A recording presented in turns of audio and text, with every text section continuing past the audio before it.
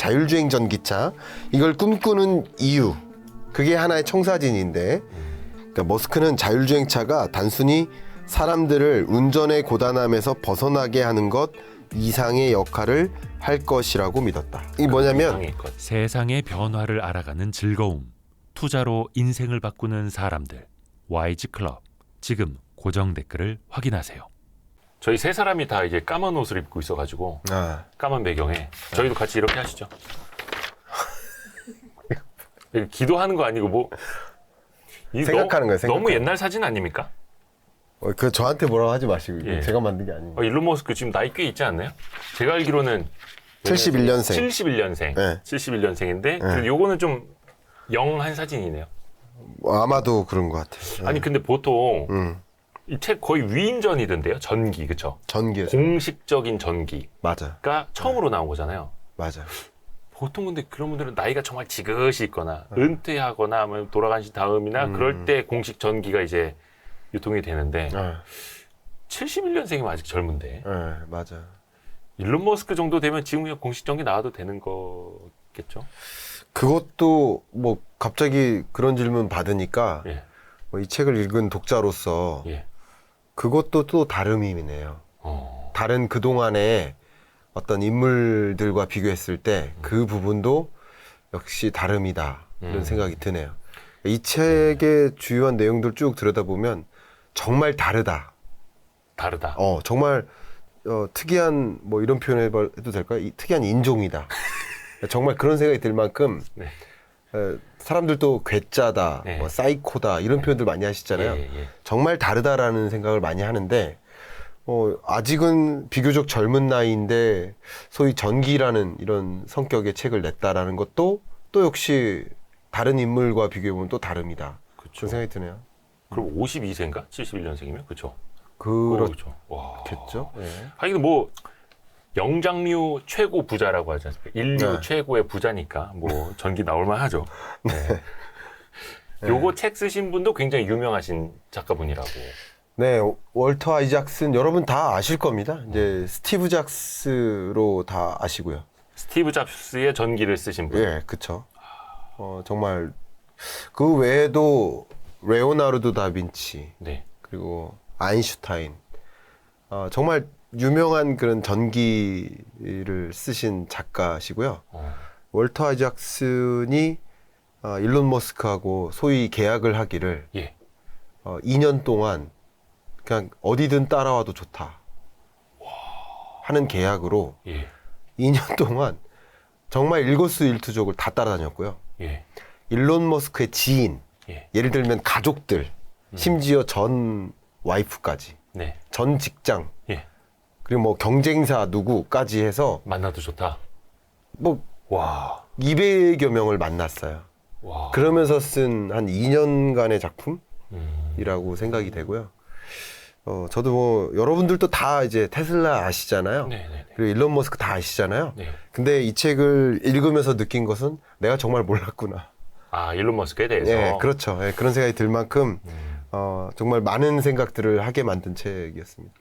그렇죠. 우리가 뉴스 기사나 이런 걸로 통해서 단편적으로 네. 봐왔습니다만 그래도 인간 일론 머스크, 경영자 일론 머스크에 대해서 제대로 알 수 있는 유일한 공식 전기. 그렇죠. 예. 근데 일론 머스크 하면 사실 제일 유명해진 거는 전기차 테슬라라는 맞아요. 걸 성공하면서부터잖아요. 네.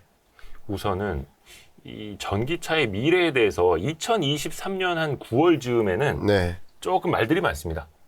성장세가 굉장히 가팔랐고 네. 뭐 중국 쪽에서 뭐 공급 과잉 이제 그래서 테슬라도 처음으로 가격을 올해부터 내리기도 했고 또 올리기도 하고 있고 네. 거의 시가처럼 막 횟집처럼 맞아요. 변동을 하고 있는데 네. 일단 전기차의 미래 자체는 어떻게 보세요, 교수님? 이것부터 좀 논해야 될 것 같아요. 너무 좋은 질문 주셨고요. 전기차, 저는 이제 가장 눈에 띄게 우리가 들여다볼 수 있는 숫자로 좀 말씀을 드리고 싶어요. 제가 네. 거시경제적으로 전기차 산업을 들여다보는 거니까. 네. 근데 숫자적으로 논의를 했을 때 우리나라의 주력 수출 품목 1위가 반도체잖아요. 네. 23년에 좀 안 좋아서 많이 떨어지긴 했지만 네. 통상적으로 한 20%에 준하게 해석을 하고 그 다음 품목이 바로 자동차 더하기 자동차 부품. 네. 네. 자동차랑 자동차 부품을 더하면 한 12% 정도 됩니다. 우리나라 전체 수출에. 네. 그러니까 그만큼 중요한 산업인데 우리나라 자동차 수출액에서 네. 전기차가 몇 % 정도 차지할까요? 수출에서요? 예, 우리나라 수출액에서. 아, 그 숫자까지는 그냥 한번 찍어봐 주십시오. 감으로. 틀리기를 바라는 마음에. 제가 알기로는 우리나라에서 신차 판매 비중 중에 전기차 한 8, 9%, 10% 조금 안 되는 걸로 알고 있거든요. 얼추 네. 비슷하지 않을까요? 그런데 오히려 우리나라의 전기차 판매 동향보다 예. 글로벌 판매 동향은 좀 더 강하죠. 그러니까 그 위에 있다고 생각하시면 좀 좋겠는데 네. 22년 기준으로 18.2%입니다. 오. 22년 기준으로. 예. 그리고 23년 현재 기준으로는 제가 어제 계산을 해봤어요. 예. 근데 23년 기준으로는 이제 7월까지의 수출액을 가지고 1월부터 7월까지의 누적액을 가지고 계산을 해봤더니 약 23.5% 정도 됩니다. 예.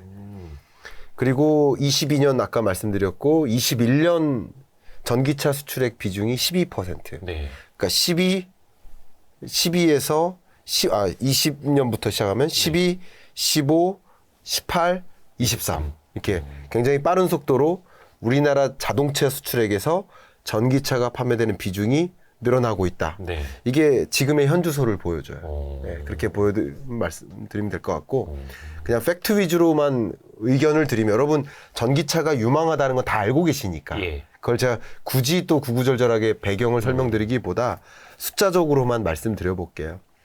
전체 자동차 중에서도 전기차 중에서도 가장 많이 신차 판매 기준으로 많이 와 있는 나라가 바로 노르웨이예요. 아, 전체 차량 판매 비중 중에 네. 그쵸, 거기는 친환경 엄청 강조하고 예, 예. 상대적으로 인구도 적으니까. 예, 북미가 그래요. 예. 그래서 노르웨이 같은 경우 전체 신차 판매액에서 전기차가 차지하는 비중이 얼마나 될까요? 거의 다 아닙니까? 네, 거의 다입니다. 예. 2021년 기준으로 예. 93%입니다. 21년 기준으로. 지금 거의 100%라는 얘기 지금은 아니에요? 96% 정도 추산합니다. 이 공식 통계가 저는 이제 월드 이코노믹 포럼 데이터를 가지고 주로 보는데 이제 국가 간 비교를 하기 위해서는 네. 최근 데이터보다는 21년 기준으로 해야 다른 나라들하고 비교하잖아요. 네네네. 그래서 그 데이터를 가지고 인용해 드리는 건데 그 기준으로는 93%고 그것도 5년 전과 비교해 보면 예. 그러니까 2016년과 21년을 비교해 보면 2016년이 대략 한 55% 정도 됩니다. 대략 55에서 60 정도. 그러니까 굉장히 드라마틱하게 그 비중이 늘어나는데 네. 이것은 그러니까 노르웨이만 그런 것이 아니라 세계적으로 다 그런 모습이에요. 한 가지 또 그냥 있는 통계로 그냥 팩트만 갖고 말씀드리면 중국에서 판매되고 있는 전기차의 모델이 몇 개가 될까요? 비중은 낮아서 그래요. 전기차 회사 수만 해도 엄청 많지 않아요? 네. 근데 모델 수, 어우. 역시 비교 연도가 21년이니까 네. 21년에 300가지의 모델이 있습니다. 전기 차량 종류가 300개 그렇죠. 종류예요? 예. 와. 그렇게 근데 2016년과 비교하면 또 역시 드라마틱하게 증가해요. 그러니까 제가 지금 드리는 이야기는 뭐냐면 세계적으로 전기차가 판매되는 그 비중이 기하급수로 늘고 있고 네. 모델의 개수도 늘고 있다. 네. 그러니까 전기차의 시장을 뭐 어쨌든 다각도로 봤을 때 신차 판매액에서 차지하는 전기차의 비중으로 보나 모델 개수로 보나 아니면 우리나라의 수출액이나 이런 수출 교역량을 가지고 보나 뭐 정말 빠른 속도로 늘어나고 있다.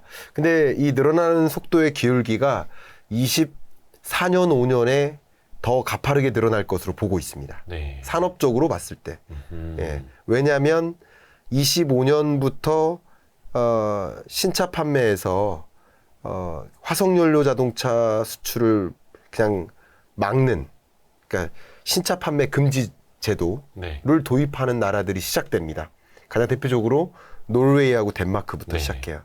그리고 24년에 파리 올림픽을 앞두고 파리 올림픽 역시 파리에서 신차 판매 금지. 그러니까 기존 화석연료 내연기관차. 내연기관차 판매 금지. 네.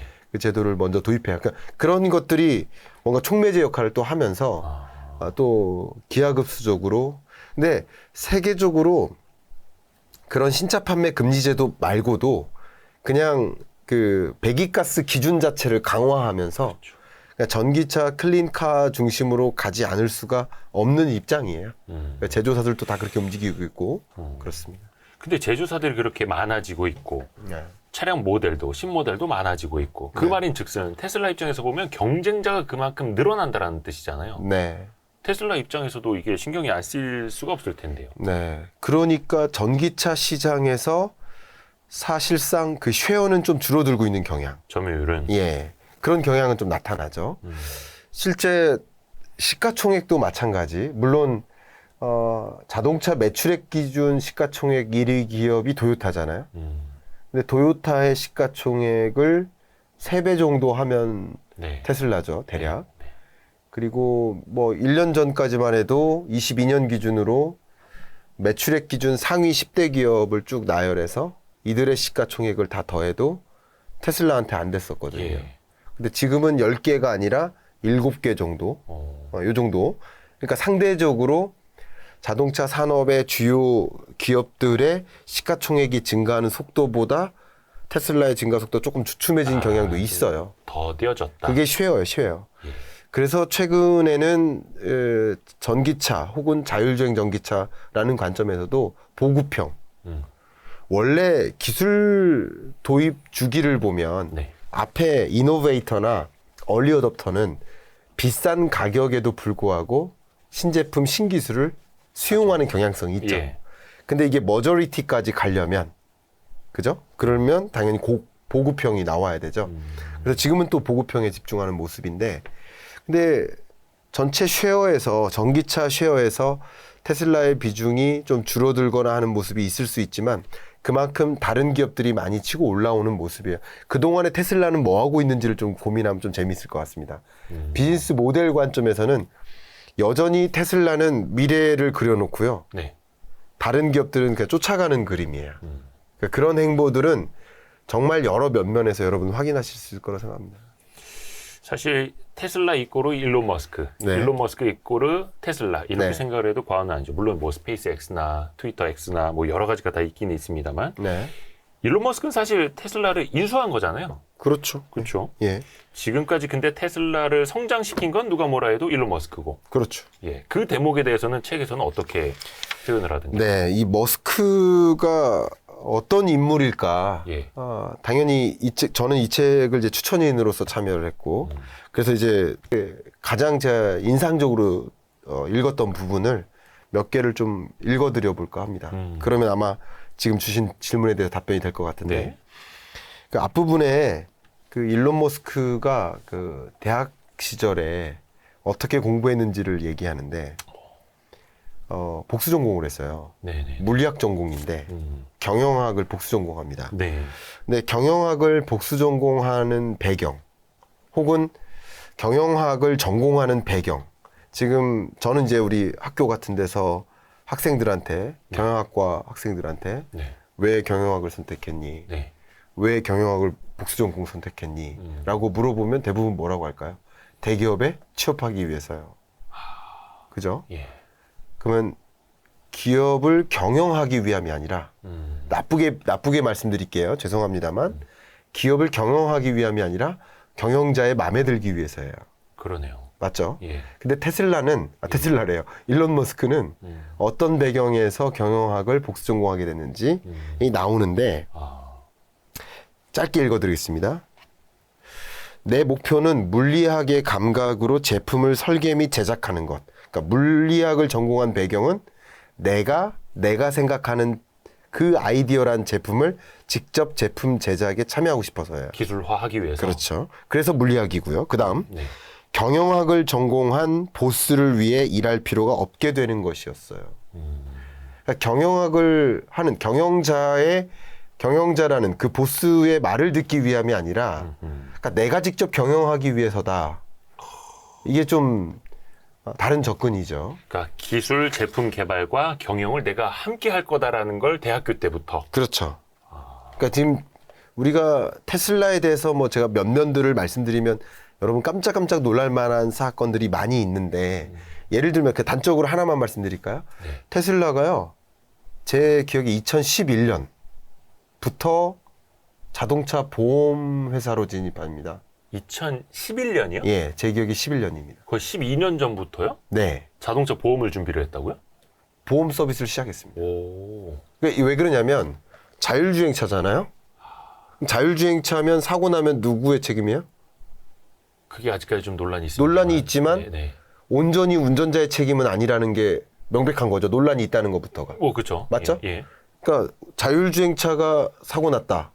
그러면 제조사의 책임이 있다라는 거잖아요. 있을 수밖에 없죠. 그렇죠? 그러면 당연히 보험을 누가 가입해야 되는 거예요, 이제? 회사가 제조사가 가입해야 돼요. 그러니까 소비자는 뭐를 사야 되는 거야? 자율주행차 더하기 보험 서비스를 사는 거예요. 패키지를 사는 거예요. 그거를 2011년부터 이미부터. 그러니까 그런 미래를 항상 고민하고 그걸 그러니까 그런 게 아직 그 어떤 제 일개 사례만 보여드리는 거예요. 그렇죠. 수많은 자동차 회사들이 아직 가동하지 않았던 그 무엇을 먼저 시작한 거예요. 아마 잘 아시겠지만 over the air, OTA 솔루션. 그렇죠. 이걸 가장 먼저 도입했고 스스로 업데이트하는 기술이죠. 그리고 다른 기업들이 뒤늦게 그게 필요함을 인지하고 그 솔루션에 뛰어드는 것처럼. 그러니까 항상 그런 게 먼저 앞서가는 것은 그의 상상력에서부터 시작된 건데. 그렇죠. 상상력부터. 근데 자기가 경영자가 아니면 그거 왜 해? 이렇게 할 거 아니에요. 그렇죠. 그 아이디어 올려서 뭐 부장선에서 잘렸을 수도 잘렸겠죠. 있고. 야, 그 돈 드는 거 왜 하냐고. 그렇겠죠. 예, 예. 근데 이 사람의 표현은 죄송하지만 어차피 안 보고 계실 예, 거예요. 이 책을 읽는데 네. 이 사람의 시작부터 예. 태어남부터 지금까지 다 왜 그래야 돼요라는 질문만 받았어요. 그거 왜 해야 돼요? 하지 마. 동료들도 다 이런 지적만 받고 살았어요. 아, 머스크의 동료들도. 동료들도 어렸을 때부터. 너 그런 거 하려고 하니 이런 식으로. 어렸을 때부터는 엄청 그 주변 그 동네 사람들로부터 엄청 폭력을 당했어요. 폭력. 예. 가정 폭력 또 그다음에 뭐 친지들한테도. 아니 그 깡패들. 동네 사람들. 동네 그 깡패들한테 되게 많이 맞고 자랐어요. 막 그런 얘기들이 나옵니다. 그러니까 그게 되게 왜 일론 머스크가 왜 테슬라가 그렇게 그 누구도 시도하지 않은 그 무언가를 먼저 시도했을까? 그걸 이제 충분히 답변을 찾을 수 있어요. 그래서 그런 거고요. 조금만 또 읽어봐 드릴까요? 네. 이 대학교 때 우리 쉬는 시간에 예. 보통 동료들 보면 어디 갑니까? 매점 가죠. 매점 가고 매점을 주로 갔어요. 고등학교 때나 대학교 때나. 네, 네. PC방 가고 그죠? 그렇죠. 당구장 당구장. 가고. 예. 네. 우리 X세대 이상은 당구장. 그죠? 00학번 이하는 예. PC방. 네. 그죠? 약간 그런 느낌인데 뭐 했냐면 로켓 제작에 적용되는 물리 법칙에 대해서 친구들하고 논의하고 배터리에 관한 학술 논문을 읽고 쉬는 시간에. 네. 그렇게 자랐고 제가 정말 인상적인 문구가 나옵니다. 여기 한번 읽어봐 드릴게요. 네. 캘리포니아주에서 2003년까지 차량의 10%를 전기차로 전환할 것을 요구하는 법령이 막 통과되는 시점이었다. 머스크는 내가 그렇게 되도록 만드는 주역이 되고 싶어 라고 말했다. 대학생 때. 예. 그러니까 이 어떤 미래에 대한 그 그림과 청사진을 그러니까 계속 그리는 인물인 거죠. 그게 그 테슬라를 있게 만든 배경이었다. 뭐 그렇게 좀 답변 드리겠습니다. 그렇죠. 일론 머스크가 굉장히 괴짜이기는 하지만 그만큼 시대를 앞서간 거고 계속해서 무궁무진한 상상력. 맞아요. 또 그거를 물리학과 경영학을 함께 공부해서 그거를 이제 하나하나 기술로도 실현하고 네. 기업으로도 실현하고 맞아요. 그러니까 52세 공식 전기가 나올 만합니다. 혹시 그러니까 52대 맞나요, 근데? 71년생이면은 71년생이면 52세. 제가 52세 더 많은 것 같은데요. 제가 81년생이어서 42세니까. 아, 그래요? 더하시고. 그럼 맞겠죠. 네. 아니 뭐 제 나이도 모르는 게 되는 건데. 예, 맞겠죠. 예. 근데 이제 많은 사람들이 네. 또 테슬라 이제 투자하시는 서학개미 분들도 많으니까 혹시나 이 책에서 일론 머스크가 예. 테슬라의 좀 미래를 언급하지 않았을까? 우리만의 경쟁력이라든지 우리가 마주한 도전 과제 어떻게 해나갈 거다라든지 뭐 그런 얘기 좀 담고 있는 거 없을까요? 뭐 그런 것들도 굉장히 많고요. 예. 근데 다소 이 책은 뭐 그렇게 질문하시면 실망하실 수도 있겠지만 인물을 좀 다뤘어요. 인물. 그러니까 왜냐하면 테슬라의 경영자 일론 머스크가 직접 이 책을 쓴 게 아니라 네. 월터 아이작슨이라는 작가가 일론 머스크의 일거수일투족을 다 따라다니면서 그의 인물됨을 좀 집중을 했었던 거예요. 그래서 어쩌면 테슬라가 그림 그리고 있는 그런 그림이 왜 이런 배경하에 있었나라는 것을 좀 이해가게 만드는 구절들이 굉장히 많거든요. 그 관점에서 제가 찾으시는 동안에 네. 한마디 좀 덧붙이자면 예. 이거 마지막에 예. 일론 머스크가 검수를 했을까요? 안 했을까요? 안 했습니다. 안 했대요? 네, 안 했다는 내용도 나옵니다. 그래요? 이게 거의 무슨- 조선왕조실록처럼 임금도 이거를 터치 못했던 것처럼. 네, 말씀드렸던 것처럼 오. 책을 그 집필하는 과정에서 2년 동안 나를 다 따라다녔고. 따라도 된다라는 네네네. 그런 걸 해주고 책을 전권을 쓰는 준 거예요. 네, 그 구절이 나옵니다. 한 번도 관여하지 않았다. 아, 이 표현 다 마음에 안 든다. 이거 빼라고 막 이러진 않았다고? 와, 일론 머스크 성격 봤을 때 막 마음에 안 든다고 그럴 수도 네. 있을 것 같은데. 뭐 출간하고 나서 그럴 수도 있겠죠. 그럴 수도 있겠죠. 예. 그죠. 사실 그래서 본인이 너무 관여하지 않아야 제 3자 입장으로 좀 봐줘야 그래도 좀 객관적이라고 할 수 있는 거니까죠. 그렇죠. 네. 예, 그게 이 책의 또 묘미인 것 같아요. 그죠. 그래야죠. 예, 그래야죠. 그 부분이 이미 나오고요. 그 꿈꾸는 그 미래라고 한다면 네. 자동차 산업의 3대 패러다임 변화가 있잖아요. 네. 3대 변화가 하나가 바로 클린카, 그린카로의 전환. 네. 클린카라고도 하고 그린카라고도 네. 하는데 어제 녹색 자동차로의 전환. 그러니까 네. 대표적인 게 전기차. 친환경. 하나고 두 번째가 스마트카로의 전환. 그러니까 스마트카는 가장 대표적인 게 자율주행차로의 전환. 네네. 그러니까 AI 자동차인 거죠. 음. 그리고 세 번째 패러다임 변화를 제조업이 아닌 서비스 기업으로의 탈바꿈.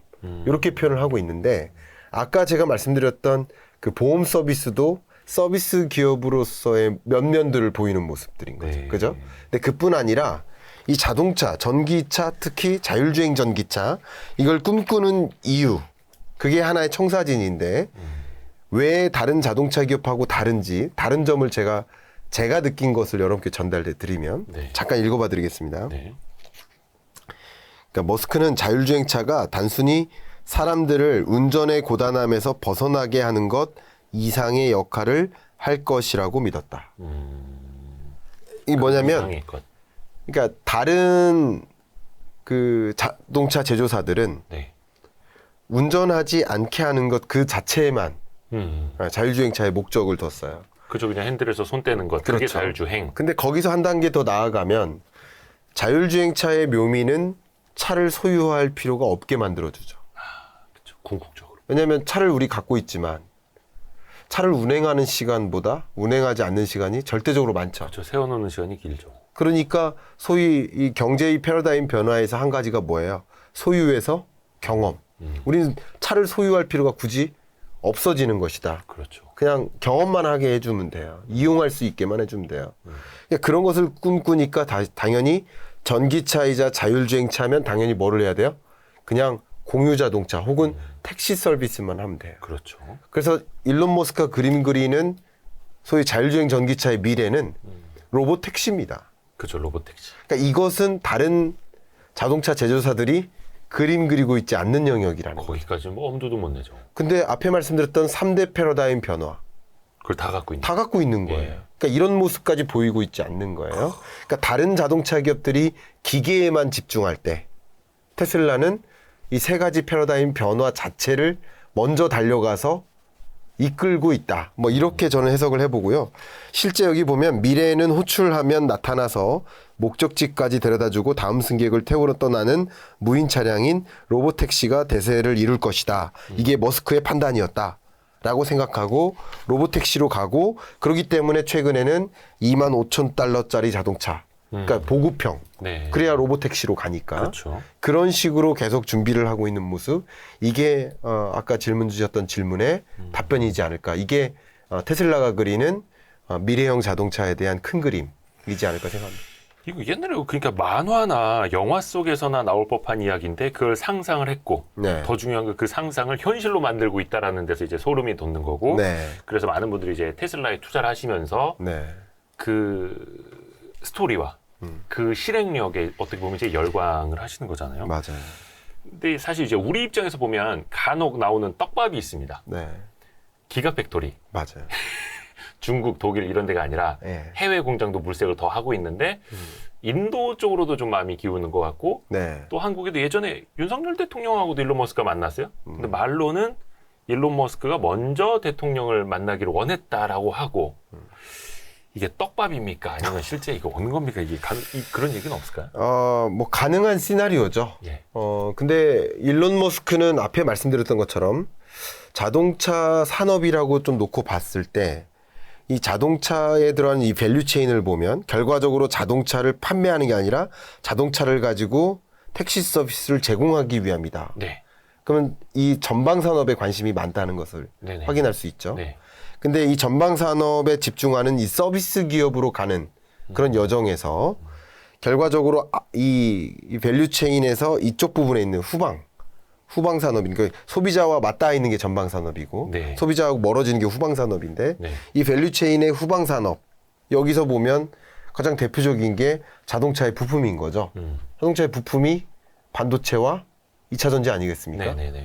이런 영역에서 어디에 의존을 할까 상당 부분 그러니까 자기가 할 수 있는 영역도 있겠죠. 그러니까 당연히 배터리에도 도전을 하고 하는 거지만 그 부분은 상당 부분 협업을 통해 가능하다라고 생각하고 있고요. 특히 뭐 이재용 회장 만나서도 뭐 이야기를 했지만 네. 결과적으로 삼성그룹과 이 테슬라가 협업할 수 있는 그 구간 그거는 분명 자율주행 전기차가 구동이 될 수 있도록 하는 AI 반도체, 차량용 반도체 요 영역과 또 여러분이 잘 알고 계시는 또 2차 전지 이런 영역 분명히 그런 면에서 기가팩토리를 그냥 양산하는 목적이면 인도로 생각할 거고요. 네네네. 기술적인 협력 파트너라고 생각한다면 한국이 될 수 있지 않을까. 뭐 이것은 아직 정해진 현상은 아니기 때문에 우리 한국의 기가팩토리를 두고자 하는 그 관측이 많이 있다면 그것은 바로 기술적인 협업, 파트너 이렇게 생각하는 경향성이 좀 크다고 생각합니다. 그렇죠. 일론 머스크가 삼성 이재용 회장도 만났고 차량용 반도체 2차 전지 뭐 디스플레이 각종 전장들도 협업을 할 수 있는데 그건 항상 우리가 또 기대를 하는 포인트니까. 그렇죠.